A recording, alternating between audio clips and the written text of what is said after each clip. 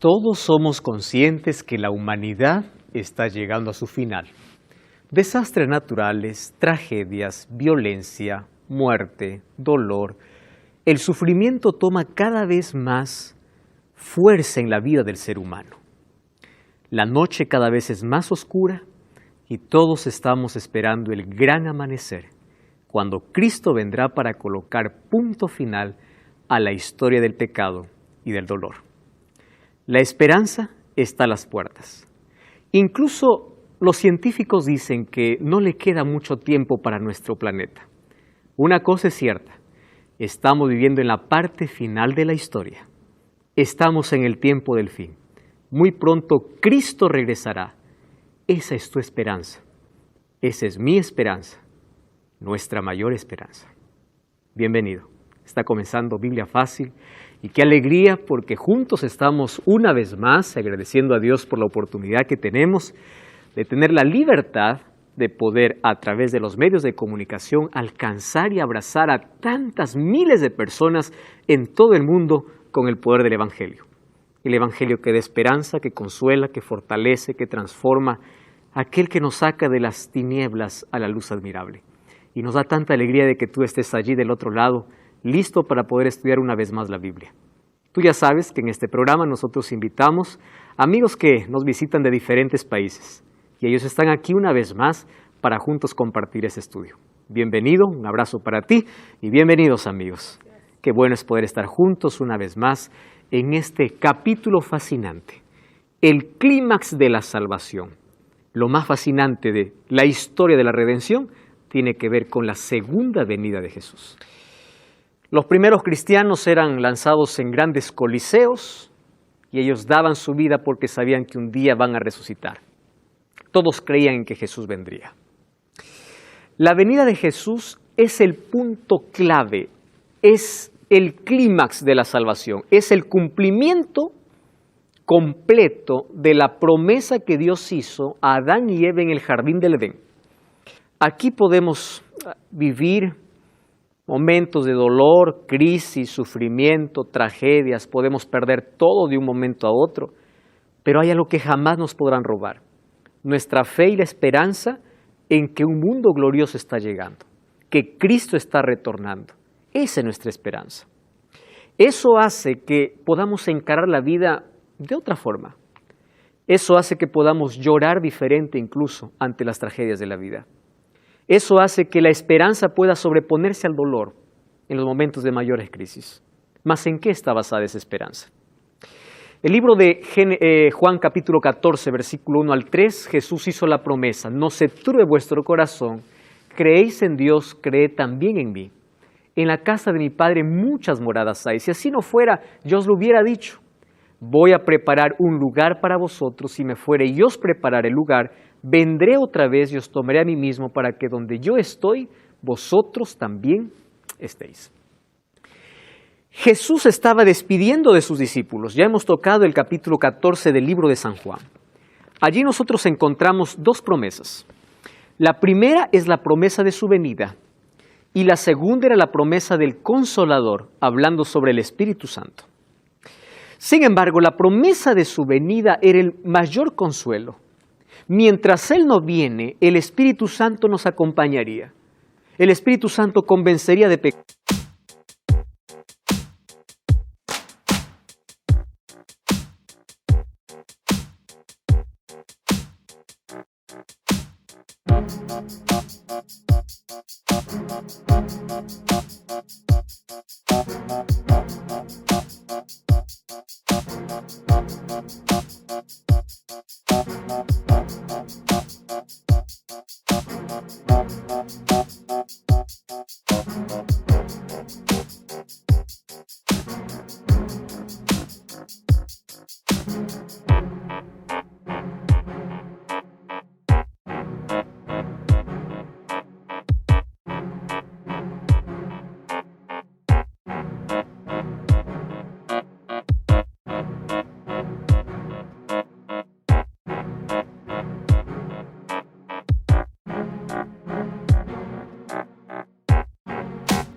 Exaltaría el ministerio de Cristo.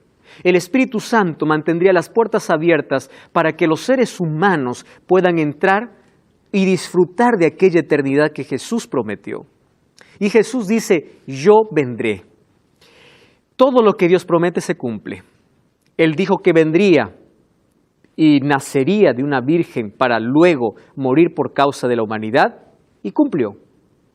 Él dijo que volverá otra vez y lo cumplirá. Las promesas de Dios no fallan.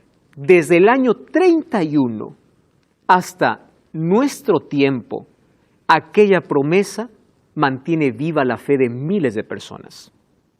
Ahora, es interesante cómo nosotros podemos no solo creer y confiar, sino prepararnos para el gran encuentro con Jesús. Sabes, de nada sirve que nosotros podamos almacenar tantas cosas en esta vida si finalmente nos perdemos la eternidad. ¿De qué sirve tener tantos títulos? Yo no estoy diciendo que tener un título o varios títulos es malo. Eso es muy bueno. Pero ¿de qué te sirve tener tanto conocimiento si no tienes el conocimiento de salvación? ¿De qué te sirve haber almacenado tantas cosas en la vida cuando sabes que algún día te vas a perder? Por eso es que esta lección es tan importante para nuestra vida. Todos los días debemos prepararnos para este gran encuentro si queremos vivir con Jesús. La venida de Jesús será el evento más solemne y más glorioso de toda la historia. Algo que nunca ha acontecido. Este será un evento glorioso y nunca más se repetirá. Será único, mas hoy vamos a ver algunas características de cómo vendrá Jesús. Esa es la pregunta que probablemente ha dividido al grupo cristiano. Porque si bien es cierto, todos saben que Jesús va a volver, el asunto que causa por allí algún tipo de polémica es la manera en cómo Jesús vendrá. Y hay varias teorías. Les recuerdo que en la primera lección nosotros hablamos de cómo nosotros tenemos que profundizar nuestra base o nuestro fundamento, debemos tener en lo que dice la Biblia. Pero también hay especulaciones. Y hay cosas que ingresaron al cristianismo y hoy se proclaman desde los púlpitos como si fuese una verdad bíblica, mas no tiene un sustento bíblico. Por ejemplo, ¿cómo vendrá Jesús? Algunos dicen así, Jesús vendrá en forma gloriosa para llevar a su pueblo. Otros dicen no, y es una visión dispensacionalista. ¿En qué consiste esta visión dispensacionalista? Ellos dicen que Jesús vendrá y robará a su pueblo. A eso se le llama el rapto secreto. El rapto consiste en que dos personas están juntas y de pronto un día viene Cristo y decide llevar secretamente a uno. La otra persona de pronto se da cuenta y ya no está más a su lado. Quiere decir que Dios lo robó. Ellos piensan que cuando Cristo roba a su pueblo en la primera fase, ellos van para el cielo, mientras en la tierra todavía queda oportunidad para que se arrepientan aquellos que no fueron salvos. Entonces dice que pasará 7 años de tribulación, aparecerá el anticristo, y luego dice que algunos judíos arrepentidos pelearán contra el anticristo y nuevamente Jesús vendrá. Mas créeme una cosa, ninguna de esa teoría tiene un sustento bíblico. Ustedes pueden leer del Génesis al Apocalipsis y no encuentro en la Biblia que Jesús primero roba a su pueblo y que segundo, cuando el pueblo de Dios está en el cielo, hay oportunidad para los que se quedan en la tierra. Hoy vamos a descubrir bíblicamente cómo será la venida de Jesús, para no dejarnos sorprender y engañar. ¿Cómo será la vuelta de Jesús? Primero, vamos a Mateo capítulo 24. Abran allí sus Biblias en Mateo capítulo 24, versículo 27. ¿Correcto? Mateo capítulo 24, versículo 27. Jesús está hablando sobre el tiempo del fin y específicamente sobre su venida. El capítulo 24 es un capítulo escatológico, que significa donde muestra lo que sucedería en el tiempo del fin. Y nosotros somos conscientes que vivimos en ese tiempo. ¿Tienes el texto allí? Por favor, puedes leer, Liz. Mateo capítulo 24, versículo 27. Porque como relámpago que sale del oriente y se muestra hasta el occidente, así será también la venida del Hijo del Hombre. Muy bien, gracias. ¿Cómo será la venida? Como un relámpago. Pero uno puede decir, el relámpago solo se ve en un lugar, solo que aquí Jesús agrega otra característica. Como un relámpago que aparece aquí y se mira hasta el occidente. Imagínense, de oriente a occidente. Si se ve de oriente a occidente significa que no es secreta, sino que cosa es visible. Segunda cosa que entendemos, Apocalipsis capítulo 1, versículo 7, el último libro de la Biblia. Es impresionante. Apocalipsis 1, 7. Dice así, he aquí vienen las nubes y todo ojo le verá, incluyendo ¿quiénes? Aquellos que le traspasaron. Recuerdan que Jesús le dijo a Pilato y a Herodes, tú verás al Hijo del Hombre venir en gloria y majestad. Y Apocalipsis 1 dice, todo ojo lo verá. Y aún los que lo traspasaron, y todos los linajes de la tierra harán lamentación por él, sí, amén. Qué interesante. Entonces, todo ojo lo verá, es como un relámpago que aparece en el oriente y se ve hasta el occidente, es decir, es tan visible que todos lo ven, mas hay una característica más, para que no nos quede duda. Vamos al libro de Hechos, capítulo 1, versículo 11.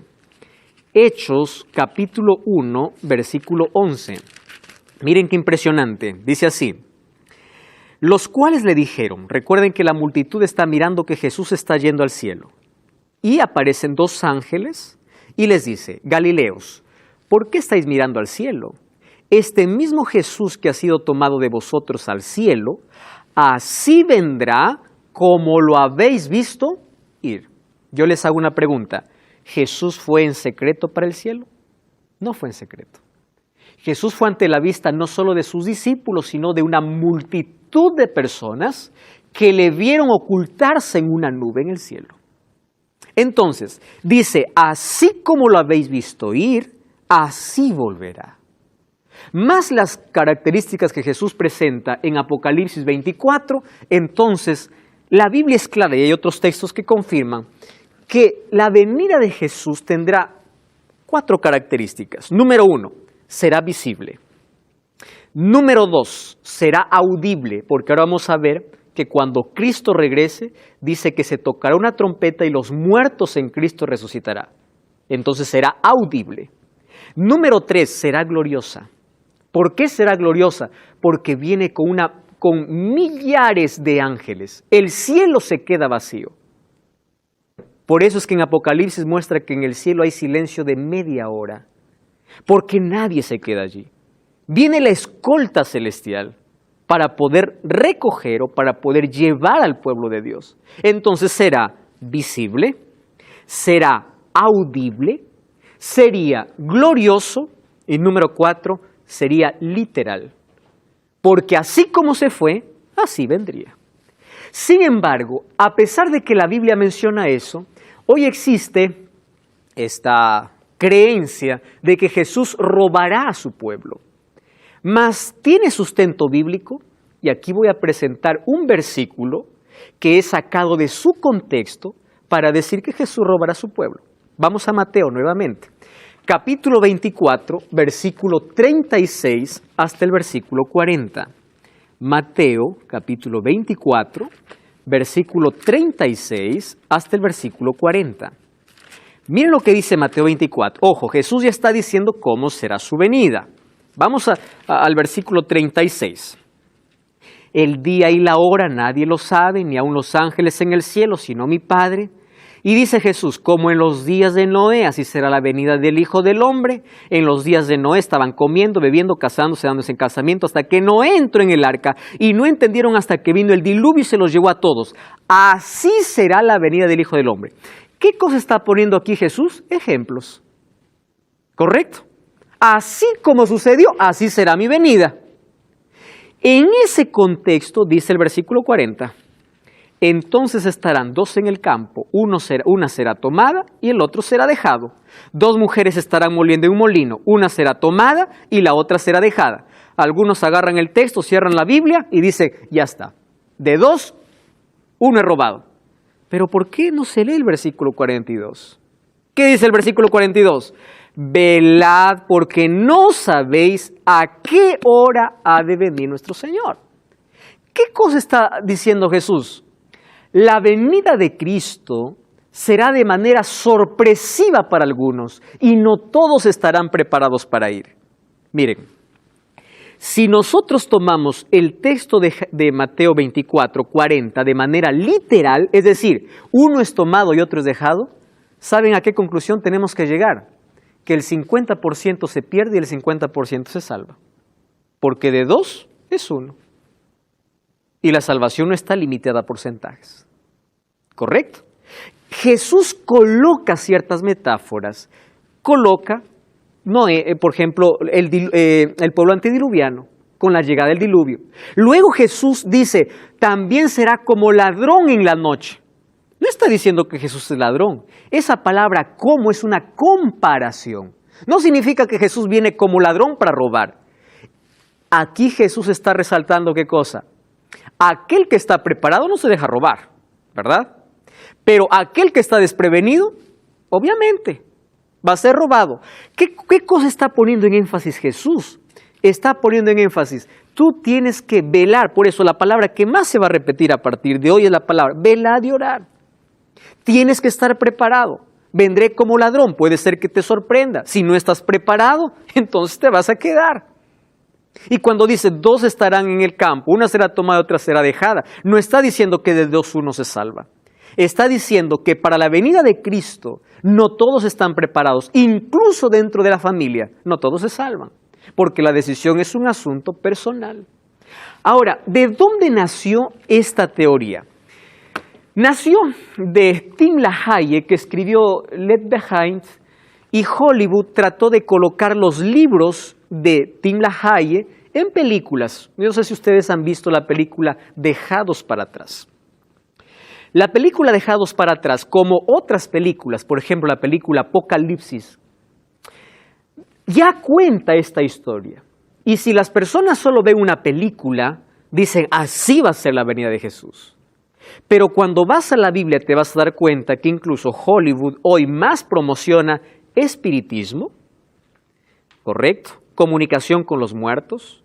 ¿Qué cosa promociona? Esta doctrina. Ahora, vas a ver varias películas que hablan sobre el mismo tema. Entonces, el mensaje es tan popular, pero como las personas más miran una película que el tiempo que dedican a leer la Biblia, empiezan a creer más en aquello que Hollywood nos vende que aquello que la Biblia dice. Entonces se hizo una creencia muy popular, muy popular.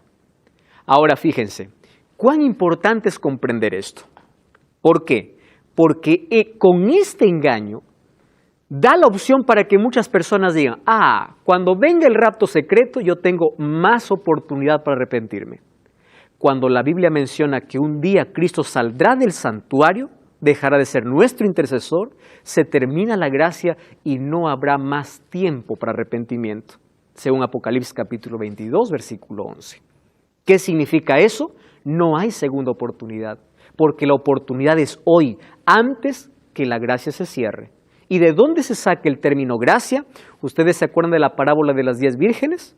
Antes de la fiesta, ¿qué cosa sucedió? Se cerró la puerta. Y cuando se cerró la puerta, las 5 que fueron a buscar aceite, tocaron la puerta y dijeron, queremos entrar.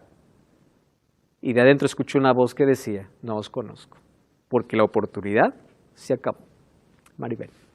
¿Y qué va a pasar con las personas que no creen en eso del rapto y son ateos, por ejemplo? Personas que no creen en la venida de Jesús. En la venida de Jesús. Pues bueno, ellos tuvieron tantas oportunidades para poder creer. La salvación es un asunto de decisión. Toda la humanidad hoy es consciente de que vivimos en un tiempo final y todos hoy, por lo menos gran parte de la población mundial, creen que Jesús va a volver. ¿Qué sucederá con aquel que jamás escuchó sobre la venida de Jesús? Yo creo que en este tiempo, por los medios de comunicación, radio, internet, televisión, la verdad va a llegar a cada persona, porque cuando Cristo venga nadie va a tener excusa. Una de las señales que Jesús colocó es será predicado este evangelio en todo el mundo. Pero es posible que hayan muerto muchas personas antes cuando no existían estos medios de comunicación en la ignorancia. Dios juzgará a esas personas de acuerdo al grado de conocimiento que tuvieron. Y en base a eso será su salvación. Ahora fíjense, hay películas, ya les mencioné, como estas, ¿verdad? Dejados para atrás o Apocalipsis, que nos muestran de que Dios realmente robará a su pueblo. Y hoy vamos a ver varios otros textos que nos mencionan que la venida de Jesús no será como las películas nos venden. Por ejemplo, otra característica, Mateo 25:31. ¿Quién acompañará a Jesús en su regreso? Esto es impresionante. Mateo 25:31 dice, cuando el Hijo del Hombre venga en su gloria y todos los santos ángeles con él, entonces se sentará en su trono de gloria. Me encanta dos expresiones aquí. Venga en su gloria y todos los ángeles. No hay manera de hacer esto secreto. Si viene en gloria, significa que es su venida gloriosa. Ahora, este será un evento único. Les explico por qué. Nuestro planeta gira todos los días. Para nosotros, mientras aquí estamos de día, para el otro lado es oscuridad. Ni siquiera el sol puede alcanzar a iluminar todo el planeta. Por eso es que este será un evento glorioso. Nunca antes aconteció. ¿En qué sentido? Para que toda la humanidad pueda presenciar la venida de Jesús, significa que tiene que existir algo que jamás existió hasta hoy. Jamás. El cielo, la Biblia menciona, incluso en Apocalipsis capítulo 6, cuando habla de la venida de Cristo, que se desenrolla como un pergamino. Yo nunca imaginé esa escena. Lo imaginé, pero nunca vi esa escena. Y nosotros sabemos incluso que la Biblia habla de 3 cielos. Escucharon ustedes hablar a Pablo diciendo que un día fue hasta el 3er cielo. El primer cielo es el cielo atmosférico, hasta donde llegan las aves y los aviones. El segundo cielo es el cielo astral, donde están los astros. Y el 3er cielo es el trono de Dios. Ahora imagínense, el cielo desenrollarse como un pergamino. Eso es un evento glorioso. Eso no tiene nada de secreto. Además, cuando dice que todos los ángeles vienen con él, Apocalipsis dice que en el cielo hay un silencio de media hora, y media hora en profecía en sí significa o representa una semana, 7 días, donde el cielo queda vacío y todos vienen. ¿Para qué? Para poder llevar al pueblo de Dios. ¿Cuál es el objetivo del regreso de Jesús? Miren el objetivo del regreso de Jesús. Mateo 16:27 y luego Apocalipsis 22:12. Mateo 16:27 dice así: el Hijo del Hombre vendrá en la gloria de su Padre con sus ángeles y entonces pagará conforme o a cada uno conforme a sus obras. Una de las cosas que a partir de hoy vamos a repetir constantemente hasta algunos 2 o 3 programas más es cómo Jesús coloca la salvación por gracia, pero el juicio se hace por obras. Nunca se olviden de eso. Todos nos salvamos por gracia, pero el juicio y la recompensa es por obras, donde involucra fe, obediencia, entrega, es decir, el camino de santificación, que nosotros ya vimos también aquí en un programa anterior. Ahora miren qué interesante. Cuando Él venga, pagará a cada uno conforme a sus obras. Presten atención aquí. ¿Cuándo los seres humanos tendrán recompensa? Cuando Jesús venga. ¿De dónde entonces nació la idea que cuando uno muere va al tormento o cuando uno muere va al cielo? Porque si cuando uno muere va al tormento eterno o va al cielo, significa que ya está recibiendo recompensa. Ese tema lo vamos a tocar en el próximo capítulo, cuando hablemos sobre la muerte. Mas hoy solamente es un adelanto. El objetivo de la venida de Cristo dice, yo vengo para pagar a cada uno, es decir, nadie recibe recompensa adelantada. Todo reciben en un solo momento. Miren lo que dice Apocalipsis capítulo 22, versículo 12. Dice así: yo vengo pronto y mi galardón conmigo para recompensar a cada uno según su obra. Nadie está disfrutando, ni nadie está ahora pagando. Toda la recompensa, ¿cuándo viene? Cuando Jesús regresa. Por eso es que los muertos están en sus tumbas esperando la venida de Cristo o la segunda resurrección, que será nuestro próximo tema. ¿Cuáles son las consecuencias de la venida de Jesús? Esto es impresionante. ¿Qué consecuencias traerá? ¿Qué sucederá con los justos que estuvieren vivos? Cuando hablamos de justos, estamos hablando de gente que nunca pecó. Estamos hablando de gente que se entregó a Cristo, caminó con Cristo y a pesar de sus caídas y levantadas se mantuvo firme con Cristo y Dios le dio su justicia. Por eso se llaman, ¿qué cosa? Justos. ¿Correcto?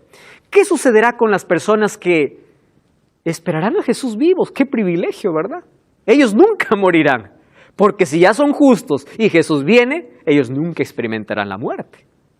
¿Qué sucederá? 1 Corintios 15, 51 dice: yo os digo un misterio, no todos dormiremos. ¿De qué está hablando? ¿Del sueño natural? La palabra muerte es traducida en la Biblia como un sueño.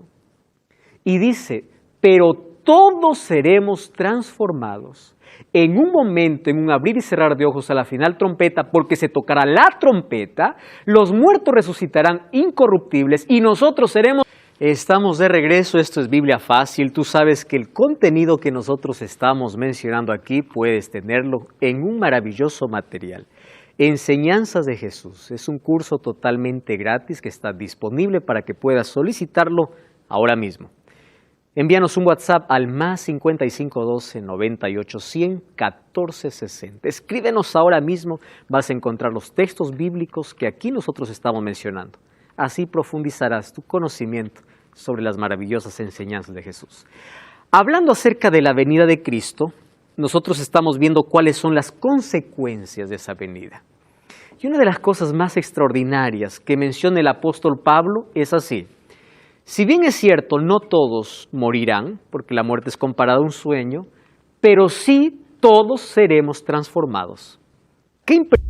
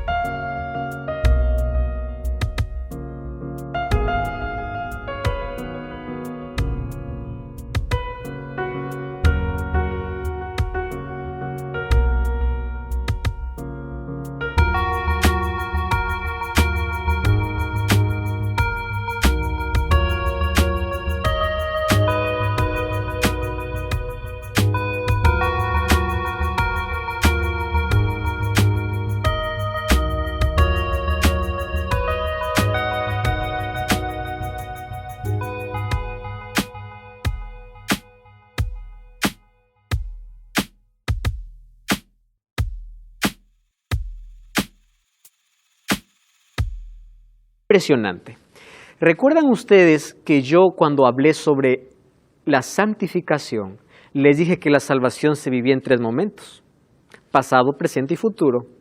Pasado era justificación, presente era santificación y ¿cuál era futuro? Glorificación. Este es el momento de la glorificación. ¿Qué significa ser transformado? Los seres humanos, los que están muertos, dice que ya resucitan, los muertos serán resucitados incorruptibles. ¿Qué significa? Aquellos que murieron en Cristo ya resucitan sin defecto, ni físico ni mental. Resucita perfecto. Y nosotros los que estamos vivos, en un cerrar y un abrir de ojos seremos transformados, perfectos. Y la naturaleza pecaminosa es arrancada. Es decir, somos libres de la presencia del pecado. Nunca más. Ahora tenemos por lo menos la tendencia de pecar. Florencia. ¿Y qué va a pasar con esas personas que deciden entregarse a Jesús antes de morir? Están en su lecho de muerte y deciden entregarse en ese momento. Dios conoce el arrepentimiento sincero de cada persona. Cuán peligroso es jugar con la salvación y decir, yo me voy a arrepentir antes de morir, finalmente Dios me va a salvar. ¿Dios nos puede salvar? Sí. Porque la salvación es por gracia y no por obras. Y si hay un arrepentimiento sincero y antes de morir te arrepientes, hay salvación. Un ejemplo es el ladrón en la cruz. Sin embargo, pensar de que yo me arrepiento antes de morir es tan peligroso. Primero, ¿cómo sé en qué circunstancias voy a morir? ¿Cómo voy a morir? Es jugar con la salvación. Y además, cuando alguien está en la parte final de su vida, muchas veces en lugar de buscar a Dios, se aferra a la vida y empieza a buscar otras opciones que se olvida de quién es su Salvador. Dios evaluará el arrepentimiento sincero de cada persona. Él es el dueño de la salvación. Por eso es que el cielo se reserva sorpresas también. Ahora fíjense, todos seremos transformados, ¿correcto? Vamos a lo siguiente. Entonces los vivos que esperan a Jesús son glorificados y los muertos también nacen perfectos o resucitan perfectos, sin ningún defecto. Aquel que se fue sin una pierna, resucita con dos. Aquel que murió con una enfermedad mental, resucita totalmente perfecto. Ahora, qué interesante, dice, esto mortal.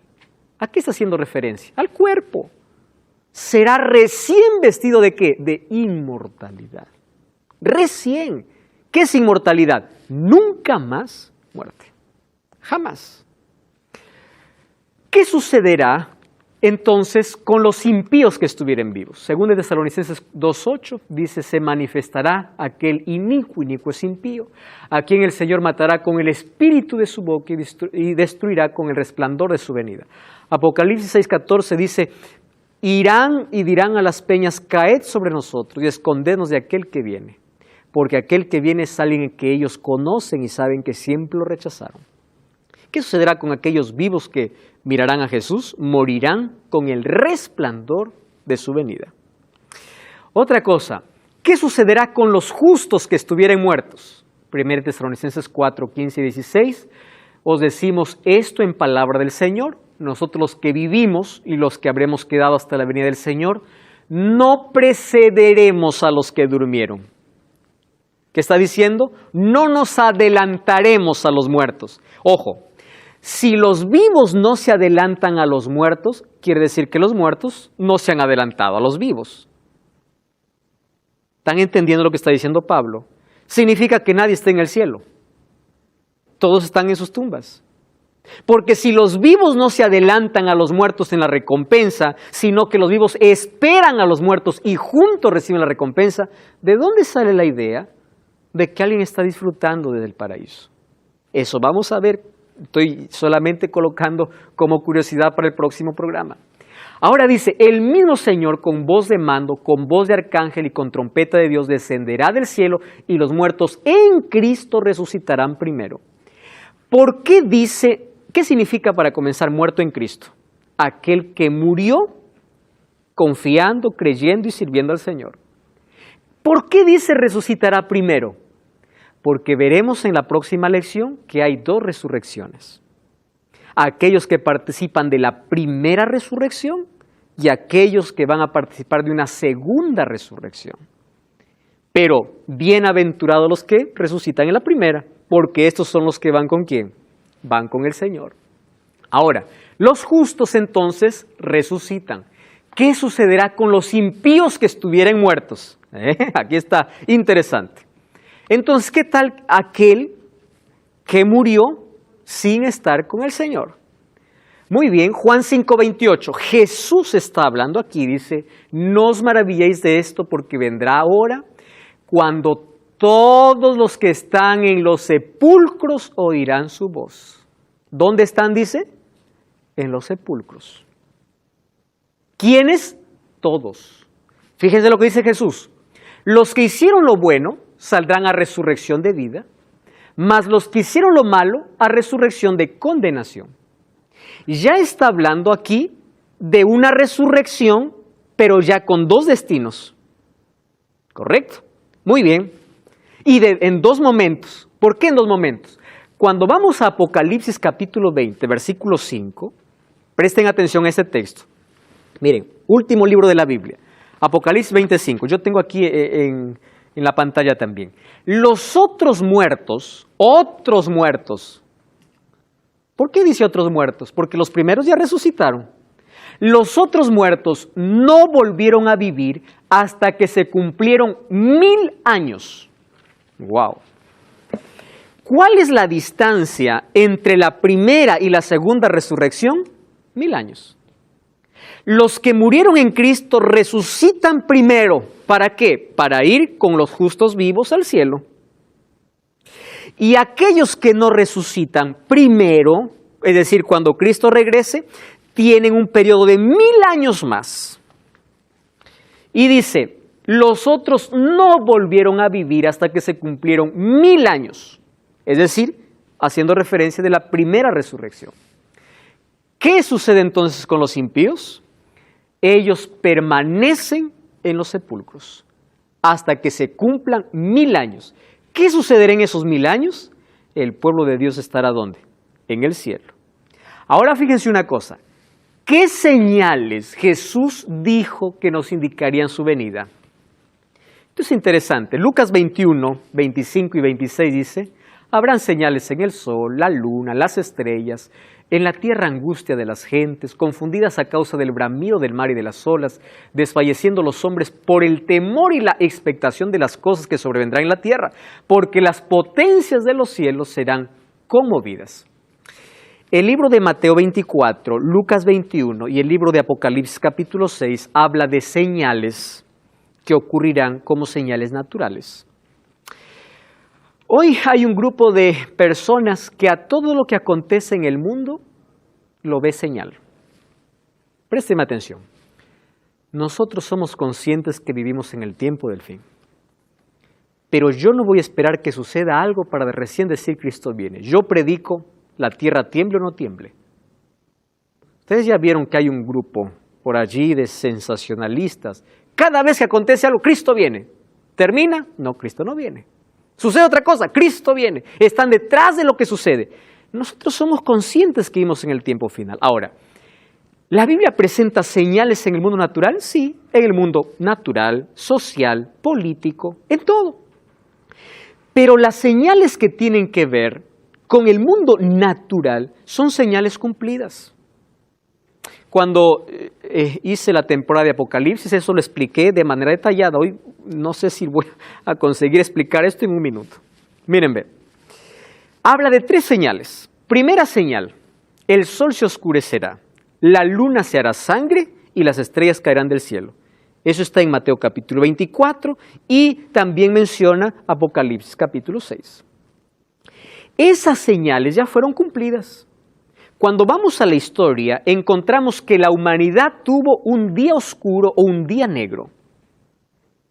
Desde las 9 de la mañana durante todo el día no hubo sol, se apagó el sol. El sol salió como siempre todos los días, pero un día entero hubo oscuridad. ¿Correcto? ¿Cuándo fue? 19 de mayo de 1780. Ahora, ¿qué sucedió? Aquella misma noche, la luna parecía sangre. Ocurrieron otros eventos y otras señales extrañas. ¿Las estrellas o meteoritos cayeron del cielo? Sí. Un 13 de noviembre del año de 1833. Son señales cumplidas. Y uno puede decir, pastor, pero ¿y si aparece otro día oscuro? ¿Puede ser señal? Yo les digo una cosa. Para nosotros decir que es señal, una señal es algo que la ciencia no puede predecir. Es un evento sobrenatural. Existen eventos cósmicos naturales. Por ejemplo, la ciencia dice, día tal, eclipse. Eso es un evento predicho. ¿Qué quiere decir? Eso es un evento natural. ¿Qué cosa es sobrenatural? Lo que ni la ciencia explica cómo ocurrió. ¿Comprenden? Esa es la diferencia entre una señal y un evento natural. Pero hay personas que por allí les gusta el sensacionalismo y agarran todo lo que sucede como señal. Nuestra predicación no se limita a señales. Las señales solamente nos sirven para levantar la cabeza, estar preparados y predicar todos los días que Jesús viene. Ahora, ¿para qué nos sirven las señales? Miren, otra señal, 2 de Pedro 3 y 4 dice, en los postreros días vendrán burladores diciendo, ¿dónde está la promesa de su venida? Desde el día que nuestros padres durmieron, todas las cosas permanecen así como desde el principio. Quiere decir que mientras más nos acerquemos a la venida de Cristo, habrá más incredulidad y más burla. ¿Cuándo va a venir Jesús? ¿Cuándo? Ese mensaje lo escucho desde el tatarabuelo, tantas personas dijeron que Jesús viene. Ahora, cuando tú escuches a alguien burlándose de que Jesús te viene, mírale a los ojos y dile, creo más en la venida de Jesús, porque lo que tú estás haciendo es justo una señal de que Jesús está volviendo. La burla formaría parte del tiempo del fin. Ahora, hoy encontramos señales, hay dolor, hay sufrimiento, es verdad, pero nuestro enfoque no está en las señales, sino en la preparación para la venida de Cristo. Porque eso es lo que nos interesa. Las señales solo nos alertan. Yo coloqué aquí una ilustración. Una señal nos sirve como postes. Cuando tú estás viajando a un lugar, tú vas a encontrar ciertos postes que dice tanto falta para llegar. Estás de viaje, faltan 50 kilómetros, faltan 30, faltan 20, faltan 10 y punto. Llegaste a tu destino. Las señales son así. Para decir una señal cumplida, entonces estamos cerca. Estamos cerca. Estamos cerca, cada vez más cerca, pero yo no voy a estar mirando señales para prepararme. Mi preparación es diaria y continua. ¿Por qué? Porque puede ser que yo muera antes de la venida de Cristo. Por eso es que yo tengo que estar preparado todos los días. Todos los días. Ahora, el libro de 2 de Timoteo capítulo 3, versículo 1 hasta el versículo 4, queridos, este es un texto extraordinario. ¿Saben lo que dice 2 de Timoteo 3? Habla todo lo que hoy se ve en las noticias. Miren, 2 de Timoteo capítulo 3, versículo 1. Deben saber